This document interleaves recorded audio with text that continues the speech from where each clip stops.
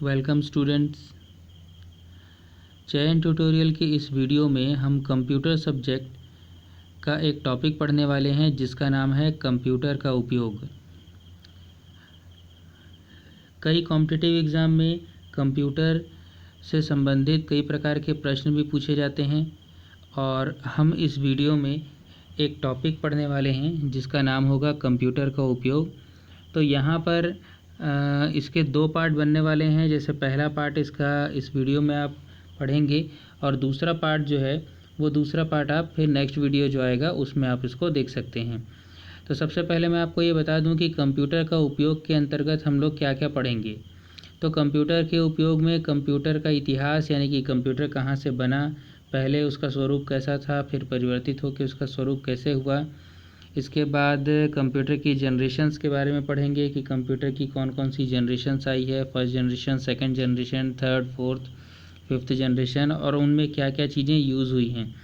इसके बाद हम कंप्यूटर के टाइप्स पढ़ेंगे और कंप्यूटर के बारे में कुछ और यूज़ यानी कि वो कहाँ कहाँ पर उपयोग किया जाता है इसके बारे में भी हम लोग जानकारी प्राप्त करेंगे। तो इन सभी चीज़ों को दो पार्ट में बनाया गया है।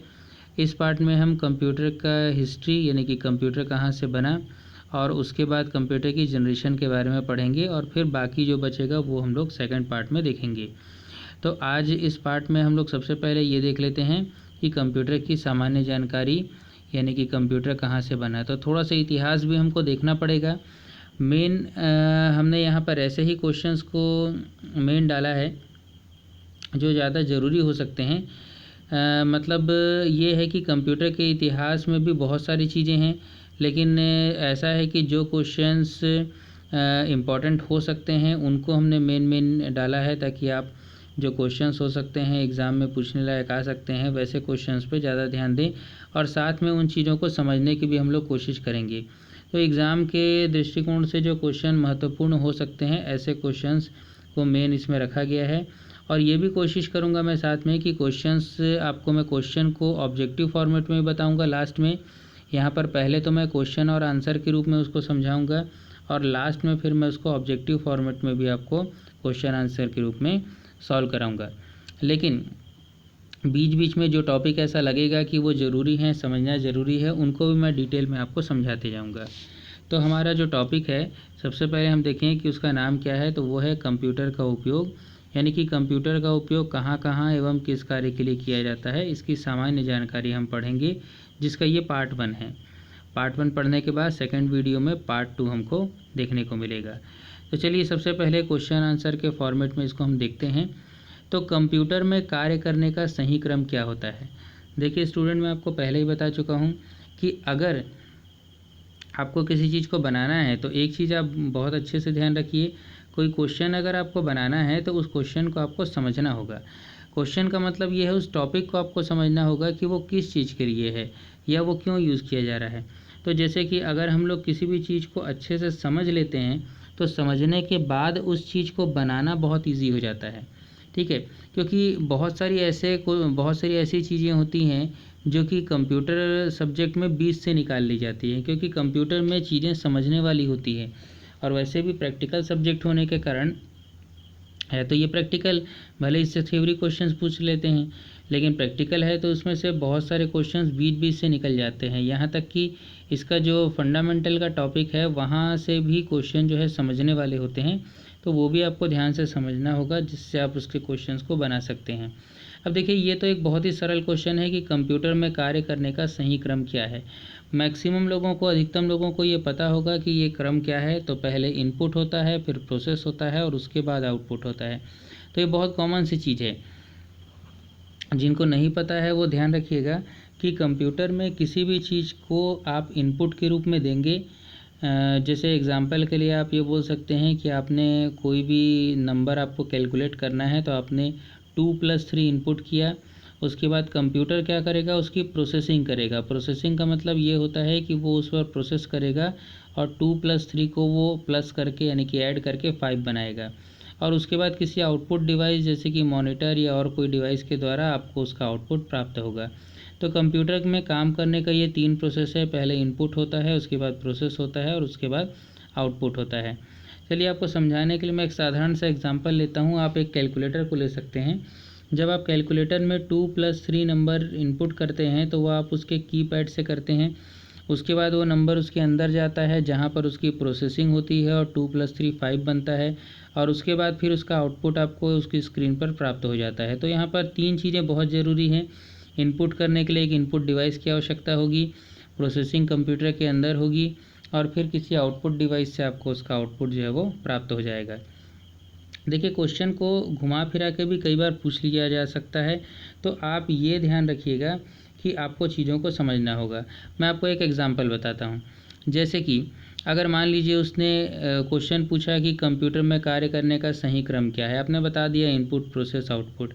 अब मान लीजिए क्वेश्चन इस तरीके से घुमा दिया गया कि इनपुट मतलब इनमें से कौन सा ऐसा भाग होता है, ऐसा कोई कौन सा स्टेप होता है जिसमें जो मेन कंप्यूटर के अंदर, यानी कि अगर सीपीयू की बात की जाए तो सीपीयू के अंदर जो काम होता है। ठीक है, अब उसने दे दिया इनपुट, फिर दे दिया सेकंड बी ऑप्शन में दे दिया प्रोसेस, सी में दे दिया उसने आउटपुट, और फोर्थ में दे दिया इनमें से कोई नहीं। तो अब यहाँ पर सही आंसर हो जाएगा प्रोसेस, क्योंकि देखिए इनपुट डिवाइस से इनपुट हो रहा है, वहाँ पर कोई प्रोसेसिंग नहीं की जा रही है, फिर प्रोसेस हो रहा है सीपीयू के अंदर, और फिर आउटपुट डिवाइस से हमको आउटपुट प्राप्त हो रहा है। तो इस तरीके से क्वेश्चन को घुमा फिरा के भी पूछा जा सकता है। ठीक है, सेकंड तो हमेशा ध्यान रखिएगा, पहले क्या होगा, इनपुट होगा, फिर प्रोसेस होगा, और उसके बाद आपको उसका आउटपुट प्राप्त होगा। ठीक है, नेक्स्ट क्वेश्चन में आते हैं। तो मार्क 1 से संबंधित कौन है? देखिए, सबसे पहले मैंने पहले ही आपको बताया कि हम स्टार्टिंग पे क्या पढ़ेंगे, कंप्यूटर की हिस्ट्री पढ़ेंगे, कंप्यूटर का इतिहास, कि कंप्यूटर कहाँ से आया। तो जो मेन क्वेश्चन मेरे को लग रहे हैं कि हो सकते हैं इंपॉर्टेंट आपके लिए, वो मैंने यहाँ पर डाला है। तो मार्क 1 से संबंधित कौन है? तो हॉवर्ड आइकन नामक एक व्यक्ति थे, ये मार्क 1 नामक एक कंप्यूटर था उससे संबंधित थे। तो मार्क 1 नामक एक कंप्यूटर था जो कि एक जनरल पर्पस इलेक्ट्रोमैकेनिकल कंप्यूटर था। तो ये जो है मार्क 1, इससे संबंधित कौन है? तो हॉवर्ड आइकन इससे संबंधित है। तो इस प्रकार का मार्क 1 कंप्यूटर था। समझने के लिए हम ऐसा देख सकते हैं। देखिए, एक चीज़ याद रखिएगा, कंप्यूटर की बात हम कर रहे हैं तो पुराने ज़माने में, यानी कि बहुत पहले जब कंप्यूटर होते थे तो उनका आकार बहुत बड़ा होता था। ठीक है, पहली जनरेशन के जो कंप्यूटर हैं उनका आकार क्या होता था? बहुत ज़्यादा बड़ा होता था। तो बहुत बड़ा आकार क्यों था? क्योंकि उस समय टेक्नोलॉजी वैसी थी। उस समय फर्स्ट जनरेशन में वैक्यूम ट्यूब का यूज़ करके कंप्यूटर बनाते थे। वैक्यूम ट्यूब मैं आपको आगे बताऊँगा। तो कंप्यूटर का आकार क्या होता था? बहुत ज़्यादा उस समय बड़ा होता था। फिर जैसे जैसे जनरेशन्स बदलती गई, second generation, third generation, fourth generation, तो कंप्यूटर का आकार क्या होता गया? छोटा होता गया उस समय। ठीक है, नेक्स्ट क्वेश्चन में आते हैं। तो अगला क्वेश्चन है, पास्कलाइन का आविष्कारक कौन है, या पास्कलाइन का आविष्कार किसने किया? तो ब्लेज पास्कल नामक एक व्यक्ति हैं जिन्होंने पास्कलाइन का आविष्कार किया। देखिए, पास्कलाइन क्या है? तो पास्कलाइन एक गियर पर कार्य करने वाला कैलकुलेटर था। अब यहाँ पे बात आती है कि भाई कैलकुलेटर और कंप्यूटर, तो यहाँ पर कैलकुलेटर को कंप्यूटर क्यों बोल रहे हैं? तो ये चीज़ आप ध्यान रखिए, कंप्यूटर शब्द जो बना है वो बना है कंप्यूट से, और कंप्यूट का हिंदी में मतलब होता है कैलकुलेशन, यानी कि अगर हम बोले हिंदी में तो गणना करना, यानी कि कैलकुलेशन करना ही उसका मतलब होता है। तो कंप्यूट का मतलब कैलकुलेशन करना है, तो इसीलिए कंप्यूट से बना कंप्यूटर, मतलब ऐसी मशीन जो कंप्यूट कर सके, कैलकुलेशन कर सके, उसको बोलते थे कंप्यूटर। तो शुरुआत में, यानी कि जब कंप्यूटर बना था उस समय कंप्यूटर में ये सब काम नहीं होते थे कि उसमें गाना सुन लिए, वीडियो देख लिए, या एनिमेशन का काम हो गया, या और भी काफ़ी सारी जो आज होते हैं। उस पहले के कंप्यूटर का काम क्या था? केवल कैलकुलेशन करना। आज भी कंप्यूटर का काम कैलकुलेशन ही है, लेकिन उसके साथ उसमें और भी बहुत सारे ऑप्शंस जोड़ दिए गए हैं। तो ये पास्कलाइन जो था, ये इस तरीके का गियर पर काम करने वाला एक कैलकुलेटर था। तो उस समय इसको जो है पास्कलाइन के नाम से जाना जाता था। ठीक है, तो याद रखिएगा, पहले के कंप्यूटर केवल कैलकुलेटर ही थे। इसके बाद नेक्स्ट एक इम्पॉर्टेंट क्वेश्चन आता है जिसका नाम है, डिफरेंस इंजन के आविष्कारक कौन है? तो आप लोगों ने शायद चार्ल्स बेबेज का नाम सुना होगा। तो डिफरेंस इंजन के आविष्कारक जो हैं चार्ल्स बेबेज है। तो सन 1822 में चार्ल्स बेबेज ने डिफरेंस इंजन नामक एक मशीन बनाई थी। ये भी एक कैलकुलेटर ही था जो कि कैलकुलेट करने का काम करता था। तो चार्ल्स बेबेज ने डिफरेंस इंजन नामक एक मशीन बनाई थी, ठीक है, 1822 में। इसके बाद क्या हुआ कि चार्ल्स बेबेज ने कुछ समय बाद इसी मशीन को थोड़ा सा डेवलप किया और इस मशीन जिसको डिफरेंस इंजन कहा जाता था, इसको डेवलप करके इसका एक नया फॉर्म बनाया, एक नया विकसित रूप बनाया, जिसका नाम इन्होंने रखा एनालिटिकल इंजन।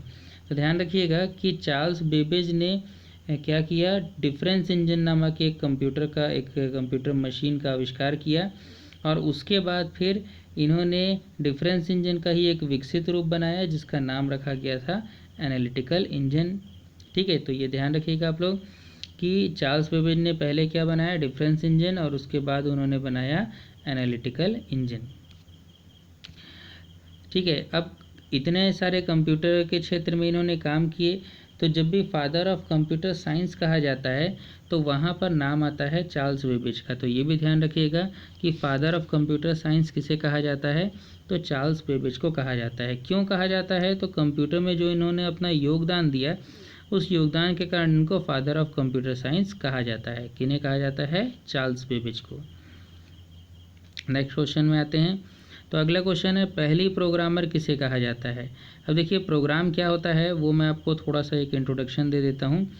कंप्यूटर क्या होता है, कंप्यूटर एक मशीन है और कोई भी मशीन अपने आप तो काम कर नहीं सकती क्योंकि वो तो एक मशीन है।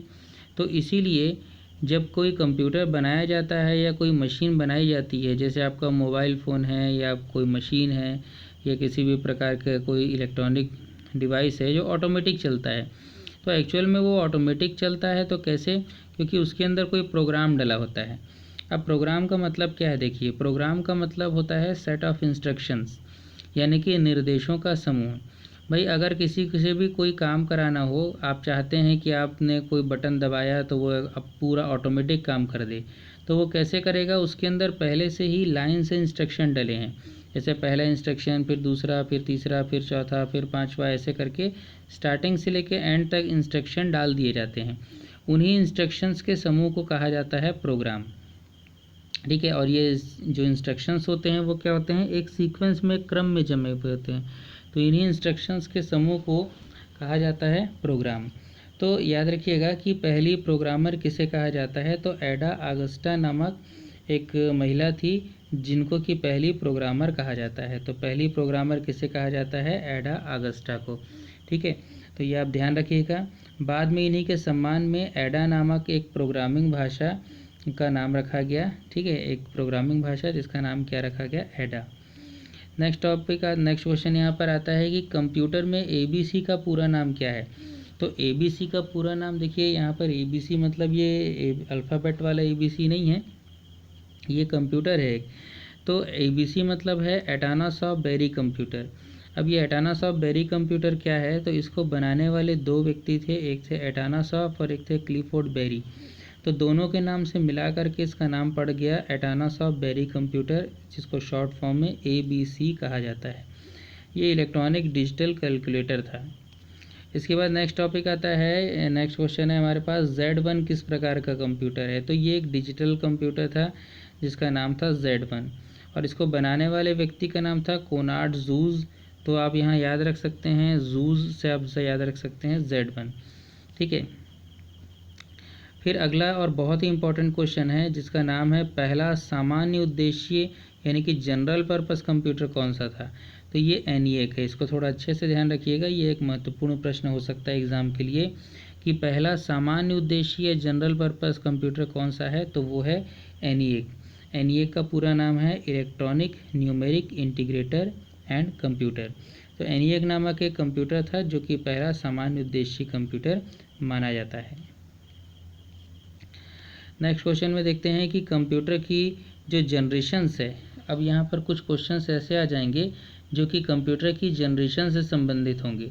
तो हम यहाँ पर क्या करते हैं कि कंप्यूटर की जनरेशन से संबंधित प्रश्नों के लिए पहले थोड़ा सा हम ये समझ लेते हैं कि जनरेशन क्या है, ठीक है।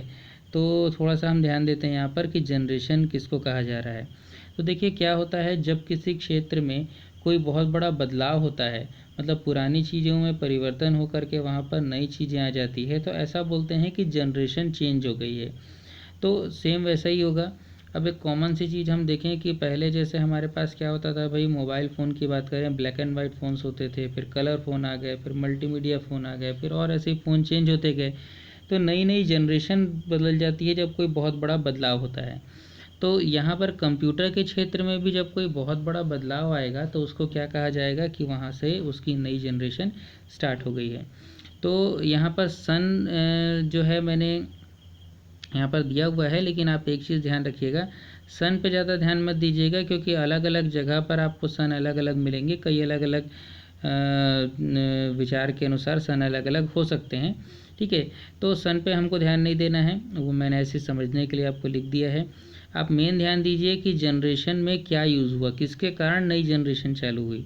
ठीक है, तो फर्स्ट जनरेशन मतलब क्या है, जब पहले कंप्यूटर बनते थे स्टार्टिंग में, तो उस समय कंप्यूटर को बनाने के लिए उनमें अलग अलग टाइप के डिवाइस यूज़ किए जाते थे। तो जब भी कोई जनरेशन बदली है तो उसका मेन जो कंपोनेंट है, मेन जो डिवाइस है वो बदल गया है, वो चेंज हो गया है। तो सबसे पहले यहाँ पर फर्स्ट जनरेशन का जो कंप्यूटर है उसको बनाने के लिए वैक्यूम ट्यूब नामक एक डिवाइस होता था, उसका यूज़ किया जाता था। तो याद रखिएगा, पहली जनरेशन के कंप्यूटर में क्या यूज़ हुआ था, वैक्यूम ट्यूब। उसके बाद सेकंड जनरेशन कहाँ से चालू हुई, जब वैक्यूम ट्यूब की जगह एक नया यंत्र खोज लिया गया जिसका नाम ट्रांजिस्टर रखा गया। तो ट्रांजिस्टर की खोज हुई और वैक्यूम ट्यूब की जगह फिर ट्रांजिस्टर यूज़ होने लगा।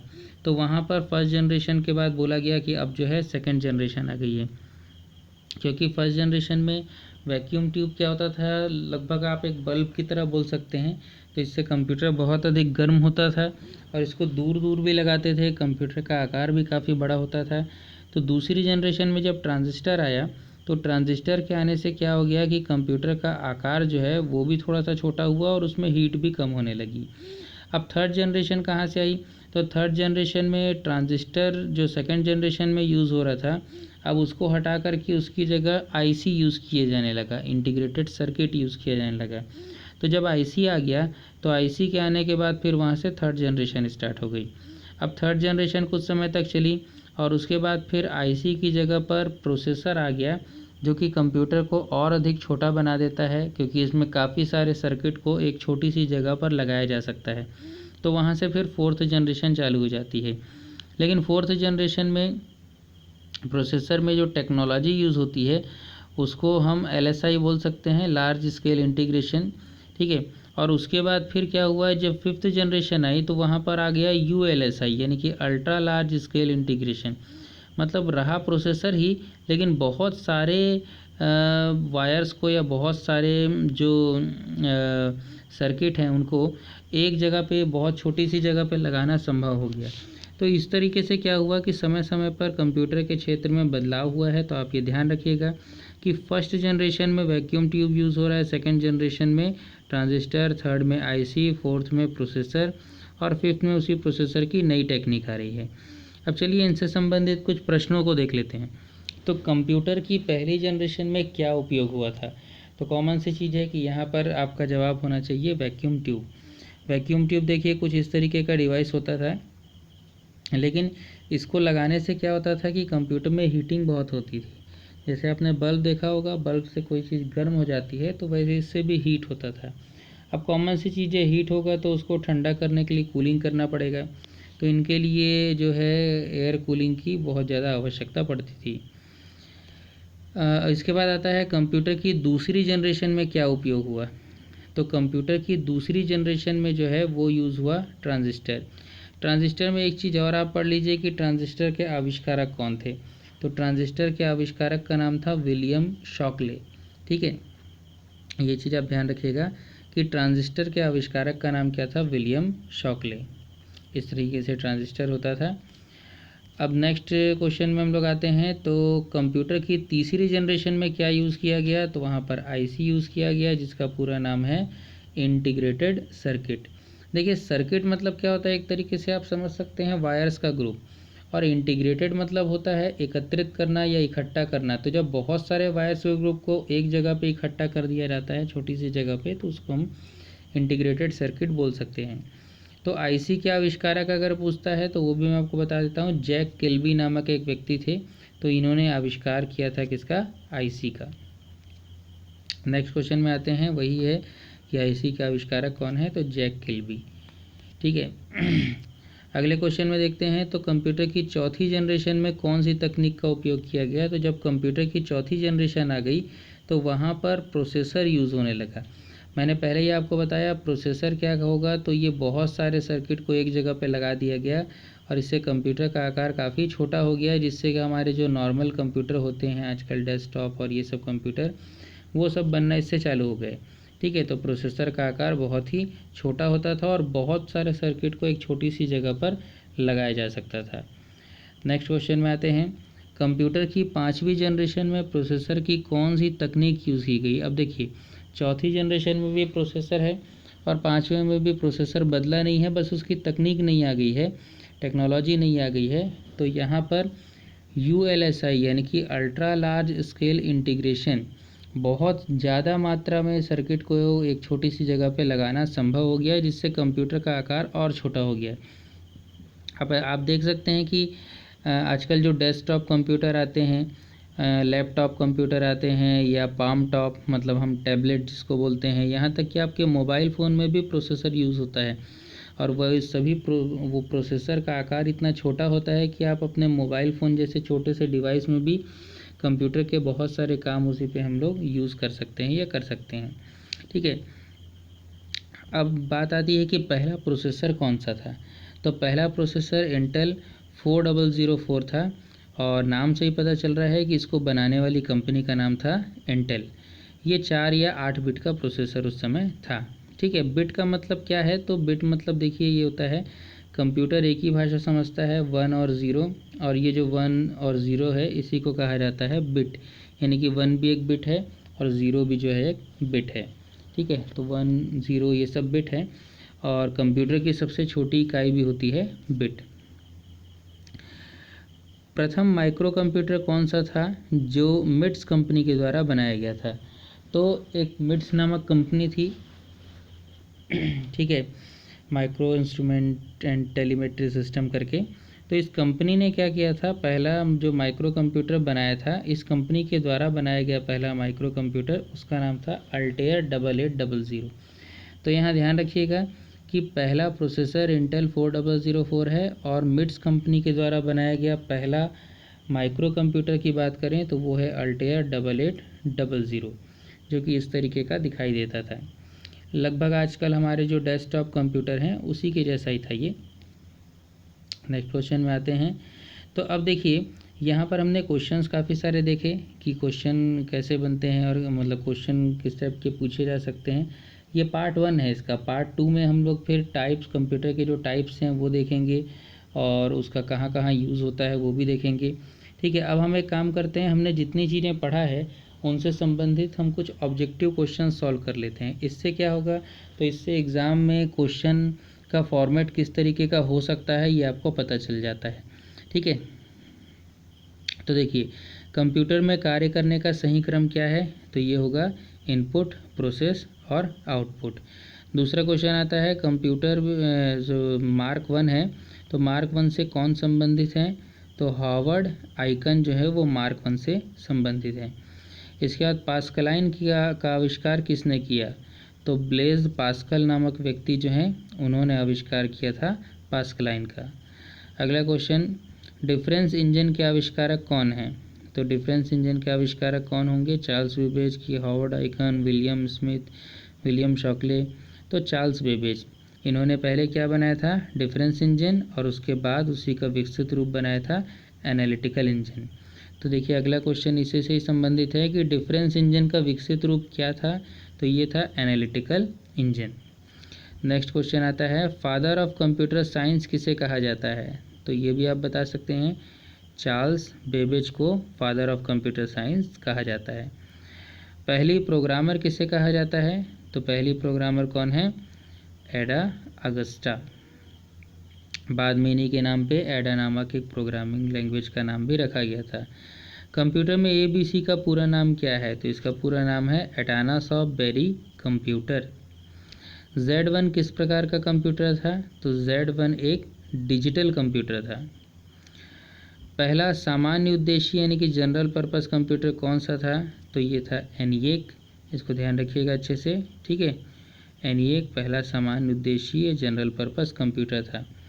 अब जनरेशन की बात आ जाती है, तो जनरेशन में देखिए जैसा हमने पढ़ा था कि कंप्यूटर की पहली जनरेशन में क्या उपयोग किया गया, तो पहली जनरेशन में वैक्यूम ट्यूब का उपयोग किया गया। फिर आता है कि दूसरी जनरेशन में क्या यूज़ हुआ, तो दूसरी जनरेशन में ट्रांजिस्टर का यूज़ किया गया।